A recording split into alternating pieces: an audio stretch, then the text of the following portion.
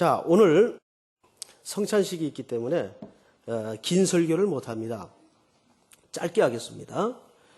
이제 오늘 요한계시록 세 번째 시간인데 오늘에서야 서론이 일단 끝납니다. 6절을 보시면 그의 아버지 하나님을 위하여 우리를 나라와 제사장으로 삼으신 그에게 이렇게 표현되어 있죠. 자, 우리를 뭘로 삼고 뭘로 삼았다고 합니까? 나라와 제사장으로 삼았다고 표현을 합니다. 좀 따로 띄워놓고 한번 생각을 좀 해보십시다. 나라를 삼고 제사장을 삼았다 그 말이에요. 우선 이걸 정확히 이해하시려면 지난주 강의 끝부분쯤 좀 마무리가 시원치 않았던 5절 하반절에 보면 이런 기록이 있어요. 은혜와 평강이 너희에게 있기를 원하노라. 우리를 사랑하사 그의 피로 우리 죄에서 우리를 해방하시고. 여러분, 이 5절 하반절에는 우리 기독교인들이 외우고 있어야 될 굉장히 중요한 핵심 교리가 다 나와 있어요. 그리고 이걸 전제하셔야 됩니다. 하나님이 이 세상을 섭리하시고 역사하시고 경륜을 베푸세요. 그런데 그 밑바닥에 깔린 모든 신학의 절정, 신앙의 절정이 뭐냐 하면 하나님의 사랑하심으로부터 시작이 돼요. 이거는 최고의 가치입니다. 하나님이 왜 역사를 운행하시느냐? 하나님의 사랑 때문에 그래요. 하나님이 왜 경륜을 펼치시느냐? 사랑하셔서 그래요. 자, 이것이 우리 신학과 신앙의 인식 속에 들어오지 않으면 그건 정말 헛것을 믿는 겁니다. 그러니까 하나님의 모든 역사 행위의 그 근간에는 그분의 사랑하심이 원인이에요. 자, 그래서 제일 먼저 나온 게 뭐예요? 사랑과 그 다음에 또 뭐예요? 사랑하셔서 그의 뭐예요? 피로. 여기서 말하는 그의 피는 그리스도의 피를 말합니다. 그의 피로 우리 죄에서, 그러니까 우리 죄를 속량하신 피입니다. 대속의 교리가 여기서 등장을 해요. 그 다음에 그 결과가 어떻게 됐습니까? 우리를 해방하시고 자유케 하셨어요. 자, 그런데 문제는 뭐냐 하면 하나님께서 우리를 사랑하심이 너무너무 깊이와 높이와 넓이가 엄청나기 때문에 우리가 그걸 잘 몰라요. 진짜 귀한 거. 우리가 그 공기가 얼마나 중요합니까? 기름 없어도 살아요. 근데 공기 없이는 못 살아요. 늘 우리가 이거를 마음껏 먹고 호흡하고 마시기 때문에 정말 공기의 중요한 걸 잘 모르듯이 우리가 하나님께로부터 받고 있는 사랑의 그 가치가 너무너무 신비하고 어마어마하기 때문에 그 사랑을 잘 몰라요. 얼마나 그분이 우리를 사랑하셨는지. 우리 이렇게 한번 생각해 보죠. 상업적 개념으로 한번 표현을 해 보십시다. 여기 지금 손목시계가 하나 풀어져 있어요. 이게 제 시계인데 이거 우리 부목사님 한 분이 저한테 선물로 사서 준 거예요. 근데 이거를 사기 위해서 값을 얼마나 지불했는가 하면 100만 원을 지불했어요. 놀라지도 않으시네요. 뭐 설마 100만 원이겠습니까? 이제 예를 들라고 한 건데, 자, 이 시계를 사기 위해서 100만 원을 지불했다면 이 시계는 얼마짜리입니까? 100만 원짜리예요. 그 상식에서 한번 생각을 해보세요. 하나님이 어둠의 권세 밑에 있던 여러분들을 꺼내기 위해서 값을 지불하신 게 있어요. 얼마를 지불하셨습니까? 얼마? 아니, 값으로 얘기하세요. 얼마? 예수 그리스도를 지불하셨어요. 그렇죠? 자, 그러면 여러분들은 얼마짜리예요? 그런 용어가 있는지 없는지는 모르겠는데 여러분들은 예수짜리입니다. 예수짜리. 정확히 맞습니다. 자, 이제 좀 이렇게 감이 들어오세요. 내가 하나님께 얼마나 존귀하고도 엄청난 대가를 지불해 구속된 사람인가? 그러니까 하나님은 여러분들을 값주고 사시기 위해서 아들을 지불하셨어요. 그래서 이제 다음 주간에 그 말씀을 듣고 보시겠지만은 십자가상의 예수님이 여러 말씀을 하셨는데 마지막 말씀이 뭐예요? 다 이루었다. 근데 그 말이 문어체에 쓰여지는 그냥 문장이 아닙니다. 상인과 상인 사이에 거래되는 영수증에 사인할 때 쓰는 용어예요. 테텔로 헤이스라는 말이. 그 말은 정확하게 표현하자면 우리 한글 번역에는 다 이루었다라고 표현을 했는데 원문은 그렇게 되어 있질 않아요. 다 지불되었다. 뭐가요? 그 십자가에서 우리 죄값이 그리스도의 지불로 말미암아 다 지불되었어요. 그건 영단번 한 번 벌어지는 사건이에요.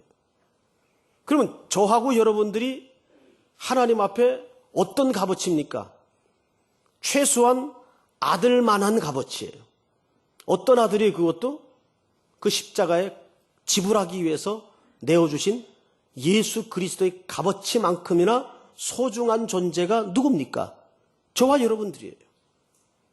그러니까 우리 그리스도인들이 그걸 보통 정체성이라고 그러는데 자기 정체성에 대해서 정확히 인식이 들어와 있지 않기 때문에 풍랑의 세파에 뒤틀리고 흔들거리는 삶을 살 때가 많아요. 그래서 보면은 결국 두 가지 삶을 살아요. 요즘 다 인터넷 세대이기 때문에 요즘은 기성세대, 청년세대, 담이 구분 없이 전부 인터넷을 하지 못하면 생활이 안 되는 시대를 살지 않습니까? 다 인터넷을 해요. 근데 인터넷에 두 가지 차원이 있어요. 계속 사이트를 들어가는데, 예를 들어 강남교회 사이트를 들어간다고 합시다. 사이트를 들어가는데 클릭만 하는 사람이 있어요. 피상적으로 클릭만 해요. 그리고 그 페이지만 보고 지나가요. 근데 어떤 심층부의 내용을 들어가려고 그러면 당신에게는 고난이 없습니다.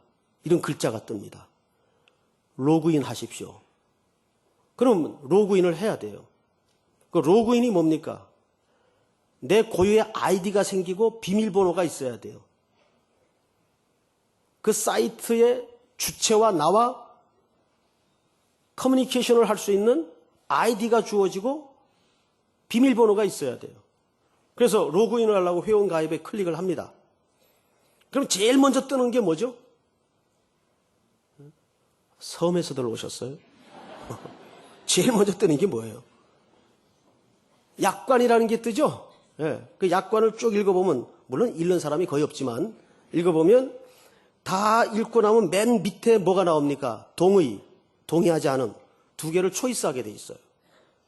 그럼 동의, 클릭을 하면 이제 드디어 내 모든 정보를 입력할 빈 칸이 나옵니다.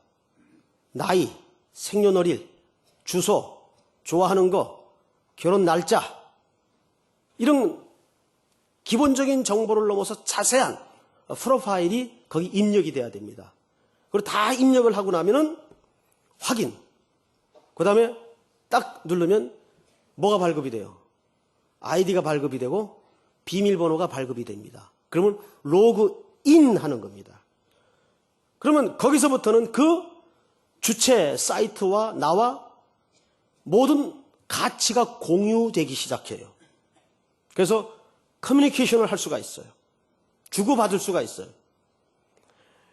신앙생활에도 이게 온전한 비유는 안 돼요. 그리스도와 우리의 관계를 설명하는데 여러분들 현재적 개념에서 쉽게 이해를 하고 비유를 드는 것뿐인데 신앙생활에도 두 가지 단계가 있다고요. 계속 예배당 출입을 하는데 왔다 가고 왔다 가고 왔다 가 클릭만 하다가 가는 사람이 있어요. 평생 신앙생활을. 언제 한 번이라도 심층으로 못 들어가는 거예요. 그런데 회원 가입을 하면은 그 다음에 뭐가 생깁니까? 회원 가입을 하면 때에 따라서는 뭣도 지불을 해야 돼요. 가입비도 요구를 합니다. 그럼 가입비를 줘야 돼요. 휴대폰을 통해서 주든지 ARS를 통해서 주든지 가입비가 나가게 돼 있어요. 회원으로서 당연한 권리고 의무가 발생을 하는 겁니다. 근데 오늘날 교회 가운데는 하나님의 사랑의 깊이를 온전히 체득하지 못하니까 신앙생활이 클릭 수준에만 머무는 사람들이 있어요. 오늘 성찬을 우리가 하게 될 겁니다. 성찬을 한다는 게 뭐예요? 그리스도의 죽음에 내가 함께 죽는 것이고 그분의 부활에 내가 같이 동참되는 사건이에요. 그러니까 엔 크리스토스, 이게 사도 바울이 신약 성경에서 제일 중요한 사상으로 꼽는 원칙이 엔 크리스토스입니다. 그러니까 인 크라이스트, 그리스도 안에서, 이게 로그 인 하는 생활이에요. 클릭만 하는 게 아니라. 클릭은 뜨는 화면은 다 볼 수가 있어요. 그런데 심층부로 들어가지를 못해요. 나는 어느 쪽 편에 서 있는 신앙생활을 하는가를 한번 가만히 펼쳐놓고 보십시오. 근데 여러분들 클릭만 하는 차원의 신앙생활을 해서는 안 돼요. 적어도 여러분들이 하나님께로부터 어떤 존재인가, 그걸 아이덴티티라 그래요. 정체성이라 그래요. 하나님께서 아들 예수 그리스도를 십자가의 값을 지불하시고 산 존재입니다. 그게 사랑하사 피로 대속하시고 자유케 하셨다고 말이에요. 그걸로 끝나는가요? 오늘 6절에 보니까 이렇게 되어 있습니다. 6절에 그의 아버지 하나님을 위하여 우리를 뭐와 뭐로요? 나라와 제사장으로 삼았다 그랬어요. 자, 얘기를 좀 보세요. 여기에 나라라고 표현한 이 말의 의미가 뭐냐면 바실레이아라고 되어 있어요. 왕국을 얘기해요. 그런데 성경에서, 잘 들으세요. 성경에서 바실레이아라는 나라라는 개념을 동원해 말할 때에는 핵심 가치가 있어요. 말하고자 하는 핵심 가치가 뭘까요? 나라라는 말이 등장할 때는 말하고자 하는 핵심 가치가 통치라는 개념이 1차적 개념이에요. 자, 대한민국이 어디까지 대한민국이에요? 이명박 정부의 통치가 임하는 곳까지가 대한민국이에요. 휴대폰 터지는 곳까지가 대한민국이 아니고. 언제 한번 그런 광고가 있었죠?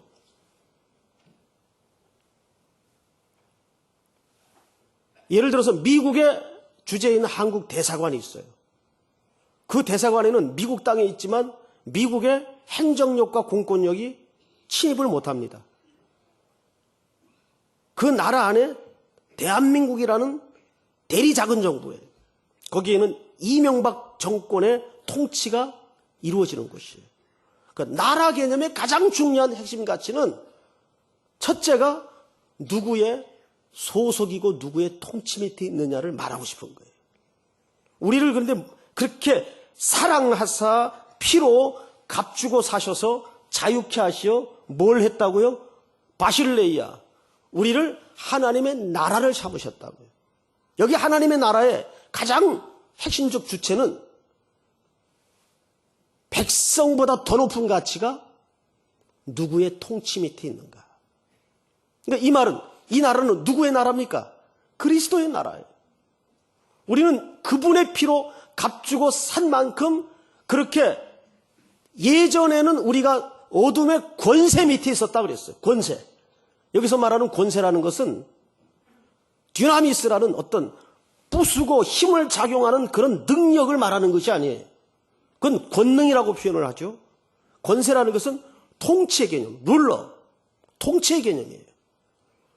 그러니까 결국 예수 믿는 사람의 싸움은 긴장감과 갈등은 어디 사이를 왔다 갔다 하냐면 이거예요. 내가 누구의 통치 밑에 있는가. 매일 이 경계선에서 넘나드는 사람이 있을 수 있단 말이죠. 그러나 그리스도의 보배로운 피로 값주고 산받은 우리는 그의 나라에, 이 나라가 말하고자 하는 것은 너희가 이제는 누구의 통치 밑에 있게 된 존재인가? 그리스도의 통치. 매일매일 여러분들의 일상에 이 그리스도의 통치가 시행돼야 돼요. 그래야 그것이 온전한 나라 구실을 할 수가 있어요. 정권이 바뀌었는데 계속 다른 나라 대통령 말은 듣는데 우리나라 대통령 말은 우습게 생각하고 그러면 그건 온전한 나라라고 할 수가 없죠. 그건 뭔가 수상한 나라이거나 위기의 나라입니다. 분쟁의 불씨를 안고 있는 나라예요. 그래서 나라 하면 철저하게 1차적 개념이 누구의 통치 밑에 있는가. 여러분들은 그리스도의 통치 밑에 있다는 얘기. 두 번째로 나라와 뭐라 그랬어요? 제사장으로 삼으신 그에게 영광과 능력이 세세토록 있기를 원하노라.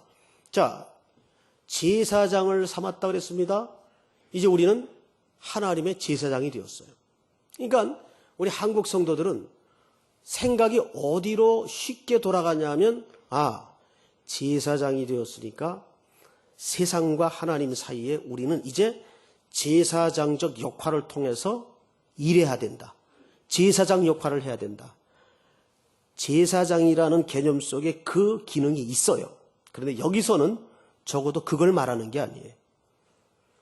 여기서 제사장을 삼았다는 말의 진의는 뭐냐면 이겁니다. 무언가를 이제 세상을 향해 나가서 하나님과 사이의 중재자가 되어서 제사장 역할을 하라는 어떤 일의 개념에서 제사장으로 소개하는 게 아닙니다. 구약 성경에는 하나님과 인간 사이에 반드시 누가 있어야 됩니까? 제사장이 중재해야 돼요. 그게 필요했던 시대예요. 그런데 아들 예수 그리스도가 십자가의 값을 지불하시면서 다 이루었다, 다 지불되었다, 그 인류 역사의 영원한 구원의 완성을 의미하는 선언이 이어지자 성수에서 어떤 일이 벌어집니까? 휘장이 위에서부터 아래로 찢어집니다. 아래서부터 위로 찢어지는 게 아니에요. 위에서부터 아래로 찢어져요. 그 휘장은 절대 인간의 힘으로는 찢을 수 없는 두께와 재질로 되어 있습니다. 그런데 그리스도께서 숨을 거두시며 구원을 완성하시는 순간 하나님께서 그 휘장을 직접 찢었다는 얘기입니다. 그리고 우리에게는 새롭고 산 길이 열립니다. 이제 그 길은 인간이 중재가 되는 제사장 없이 그리스도의 피를 힘입어 담력을 얻어 누구나 제사장으로 나아가는 새롭고 산 길이 열렸다 그 말이에요. 바로 그 제사장을 얘기하는 거예요. 이제는 인간적 중재가 필요 없는 우리 모두가 하나님 앞에 믿음으로 말미암아 담대함으로 하나님의 보좌 앞으로 나아갈 수 있게 되었다는 뜻입니다. 그것이 그리스도의 죽음이 말해주는 가장 중요한 핵심 가치예요. 자, 그런데 보세요. 7절 볼지어다 그가 구름을 타고 오시리라. 자, 그런데 7절을 시작하는 그 별 의미 없을 것 같은 이런 단어들, 볼지어다, 보라, 이런 단어들.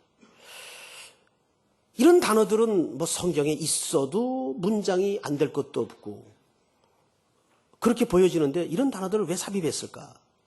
여러분, 이것은 성경 전체에 걸쳐 군데군데 늘 등장하는 단어인데 굉장히 중요한 구실을 합니다. 이걸 아셔야 돼요. 사람은 생리적으로 이렇게 순례길을 가는데 가만히 두면은 우리는 본질상 진노의 자녀이기 때문에 우리는 우리 걸음이 늘 흐트러지고 잡초화되기가 100%입니다. 제가 한번 질문을 드려볼게요. 사람이 돈 생기고 시간 남으면 뭐 할까요? 예? 100% 한두 사람 모를까? 100% 죄짓게 돼 있습니다. 미국에서 대박 터진 인생들만 10년 세월을 추적해서 연구를 한 사람이 있어요. 로또가 당첨이 됐다든가 로또 같은 것들이 당첨되자마자 사람이 뭐 하죠? 선한일에 쓰고 사람이 더 고와지고 그럽니까? 차 바꾸고 집 바꾸고 마누라 바꾸고 웃을 리 아니라 실지가 그렇습니다. 실지가 죄 짓고 그래서 거의가 다 인생을 망쳤어요. 정말 그 사람에게 차라리 그 돈이 없고 매일 성실히 땀 흘려 일할 수 있는 일터가 주어졌었다면 그 사람은 더 건강한 사람으로 일생을 성공할 수 있었을 텐데 어느 날 그 돈을 만지작거릴 실력이 안 되는데 돈벼락이 치니까 사람이 그냥 그걸 감당을 못하는 거예요. 그러니까 하나님은 알아서 주시는 분이에요. 절대 여러분 마음속 한 구덩이에서라도 징징거리지 마십시오. 하나님은 알아서 주십니다. 이건 불변의 진리입니다. 네가 만져봤냐? 그래서 저는 안 주잖아요. 저는 돈 있으면은 주머니에 남아있는 스타일이 아니에요. 정말이에요. 좀 불안해요. 예. 그래서 저한테는 하나님이 물질을 안 주세요. 예.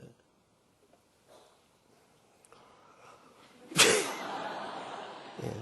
제가 쓸데없는 얘기는 잊어버리시고. 자, 그런데 이 볼지어다라는 이와 같은 단어는 왜 필요한가 하면 그렇게 그냥 두면 잡초화될 수 있는 소질이 100%인 인생들을 향해서 가끔 가다가 교실이나 어떤 공공시설 속에서 사람들이 산만하고 애들이 떠들고 그러면 그거를 딱 집중시키는 선생님들의 단어들이 있죠. 주목! 이런 단어를 써. 어텐션. 집중시키고 경각을 일으키는 거예요. 볼지어다. 이 말은 그냥 자 나를 좀 보십시오. 그 말이 아니에요. 항상 흐트러질 즈음에 또 흔들거릴 즈음에 지금 이 계시록의 서신을 받고 있는 교회들은 극심한 위기와 환란 속에 있는 사람들입니다. 흔들리는 거예요. 그럴 때 볼지어다. 뭐라 그랬어요? 그가 구름을 타고 오시리라. 구름 타고 다니는 사람이 또 하나 있죠. 오공이라고 혹시 들어보셨어요? 성이 손실에나 뭐래나. 이 번역을 좀 이렇게 매끄럽게 한 번역은 아닙니다. 헬라 원문을 들여다보면 다시 번역을 하자면 이렇게 돼요. 구름과 함께 오시리라. 자, 그러면 구름이라는 상징적 존재는 상징적이면서 실제적 존재입니다. 구약에 보면 하나님이 현현하실 때 거기에 나타났던 물질이 구름이었어요. 그래서 구름이 갖는 상징은 하나님의 임재와 현현을 말합니다. 뭘 말하고 싶은 걸까요? 이 역사가 그분이 사랑해서 시작한 역사가 그분이 마쳐지는데 그분에 의해서 마치는데 예수님이 이 역사를 끝내러 오실 때 하나님의 계획에 의해서 같이 그 역사를 끝낸다 그 말이에요. 하나님이 홀로 하시는 역사도 아니고 예수님이 홀로 하시는 역사도 아니라 그 하나님의 계획에 의해서 시작한 역사가 하나님의 계획에 의해서 마쳐질 것인데 그것이 그리스도와 함께 그리스도가 그 역사를 끝낼 것이라고 말이죠. 그분이 오시는 날. 자, 그런데 보세요. 7절. 각 사람의 눈이 그를 보겠고 그를 찌른 자들도 볼 것이요. 그날에. 그러면 여기서 그를 찌른 자들이 누굽니까? 여기서 말하는 그를 찌른 자들은 로마 군병들을 말하는 게 아니에요. 이거는 보편적 대명사인데 역사를 뛰어넘어 오고 왔던 세대에 그리스도를 대적한 모든 자들을 통칭하는 대명사입니다. 그게 물론 찌른 자도 포함되겠죠. 그리스도를 대적했던 자들을 얘기합니다. 예수의 생명과 상관없이 살았던 자들을 얘기합니다. 찌른 자들도 볼 것이요 땅에 있는 모든 족속이 그로 말미암아 뭐하리라? 애곡하리니. 자, 이걸 조심해서 들어주셔야 돼요. 그러면 여기서 애곡하는 자들은 도대체 누구를 가리키는가? 제가 예언합니다. 절대 여러분들은 아니에요. 걱정하지 마세요. 요한계시록이 서술된 목적이 어디 있는가 하면 내 말대로 지키면 혼인잔치에 가고 안 지키면 이런 애곡함이 있을 것이다. 이렇게 양자결단의 협박과 겁을 주기 위해서 이 기록의 목적이 있지 않아요. 너희들이 그러니까 성도들이 붙잡힌 구원과 사랑에 붙들린 계획이 얼마나 견고하고 확실할 것인가를 이렇게 역설적으로 얘기하는 겁니다. 그러니까 여러분 8절이 어떻게 끝나는가를 유념해서 보시기 바랍니다. 주 하나님이 이르시되 나는 알파와 오메가라. 그리스 말의 첫 글자와 마지막 글자를 얘기합니다. 그게 뭘 얘기하고 싶은 걸까요? 나는 알파와 오메가다. 이 말은 나는 시작을 했으면 반드시 그것을 끝낸다.